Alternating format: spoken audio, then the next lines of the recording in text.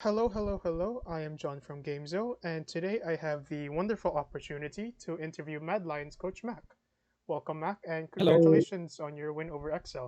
How's the team feeling after evening out the score in your head to head with XL for the split? uh, it's actually the first time. Except no, not the first time. That was Misfits that beat us last twice last split. But yeah, it's fine. I don't really mind particularly. It's just good to get a win. I think we've been having a lot of like 1-1 weeks.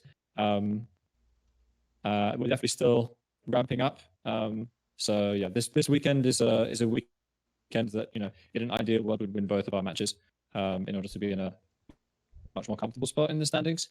Um, I'm not particularly happy with certain parts of how we played. It was a bit chaotic towards the end. Obviously, we definitely threw the game a bit, and I think Excel certainly gave us the game back at one point as well. Um, so yeah, but it's a win's a win at the end of the day. So, I actually wanted to ask something that it was more about the game, and it's specifically about Draven. So, Draven is actually starting to get some priority this split, and your team faced off against him today. There were some moments in the game that showed why Draven is actually starting to get picked up again. I wanted to know your thoughts on the champion. I love Draven. I'm a big Draven lover. I've always loved Draven. I think Patrick is a really good Draven. I actually think that Patrick is really superb Draven player, potentially even uh, maybe even controversially perhaps better than Hansama individually on the champion. Although I think Hansama is obviously an incredibly good AD carry in general. I think Patrick individually on Draven is super good. He's actually the AD carry that if I teach Draven, I use Patrick VODs to teach Draven to ADC players. That aside, I mean, obviously people use it as a counterpick to Kalista, right? Which is the main purpose of it in this game. But it has a bunch of fine matchups in the meta right now, right? Draven players usually like it into Kalista, Ezreal, Tristana, Kai'Sa, and these are very common AD carries right now. But I do think it's a bit difficult for him in some senses, right? Like even against Kalista, like against the competition he's playing against today, if you look at the last team fight, like he can't auto attack, he can't do anything because there's so much engage in the meta, right? Like there's stuff like Nocturne. Today we had TF, Kalista, Nard, Diana, right? And Leona. Like we have 5 champions that can basically either jump on your face or throw someone on your face, right? So I'm not convinced he's necessarily going to be a mainstay in the meta, but obviously if you see a composition where you can safely hit and you can get a good lane matchup with Draven, then that's normally a good time to pick him. All right. So next, I actually wanted to ask something that now I guess that we're in the split, second half of the split rather. I wanted to know your thoughts on some things. Will that be okay? Yeah. So now that we're in the second half of the split, what are your thoughts on the team's performance so far? We've definitely been ramping up slowly, I would say. We have a lot of a lot of bad habits, I think, that we've picked up in the first half of the split that we still need to iron out. I think some of the mistakes that we made today showcase that a bit. But XL made things a little bit easier for us on the map. I think a better team might have punished us quite aggressively for some of the mistakes that we made. Um, but considering also uh, all of the inconveniences we've had to deal with over the past couple of months, I think we're in a pretty decent spot. We've been it's no secret that we had a confirmed COVID case and everyone had to go into quarantine. I was in quarantine for multiple weeks. We had MSI, which also involved quarantine before that and lots of playing time. So we're taking time to get into our stride and take things slowly. We had intended for the first part of the split to be a lot about team building and activities and mental wellness and recharging a little bit and having some fun, which hasn't been possible because we've all been stuck in quarantines. So yeah, that's for sure taken quite a heavy toll on us, I would say. But right now, everyone's out of quarantine. We're finally getting back on track. We're getting back into our good routine. And it's much easier to have, like for me as a coach, to have the type of involvement I want with the players and the relationship that I want with the players.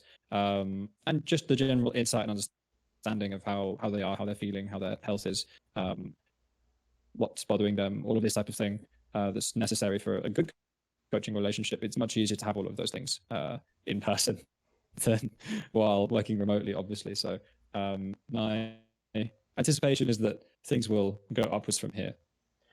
Well, I'm happy to see that your relationship with the players is very close and that you're very hopeful for your players. So, next, well, because you've actually brought up form, I actually wanted to ask something about another team. So, G2's form is looking real shaky right now, but a lot of fans are still holding on to hope for the former Kings. As a coach and as someone who's part, as a competitor as well for yourself, do you think that G2 could potentially make the comeback? I mean, yeah, for sure, no doubt about that one. I as weird as it sounds to have a lot of faith in them, I have a lot of faith in them. There have been so many years in the LEC now. This is now my fourth, and basically every single year there's always been people saying, "Oh, G2 looks terrible," or Fnatic looks terrible, like invariably at some point, right?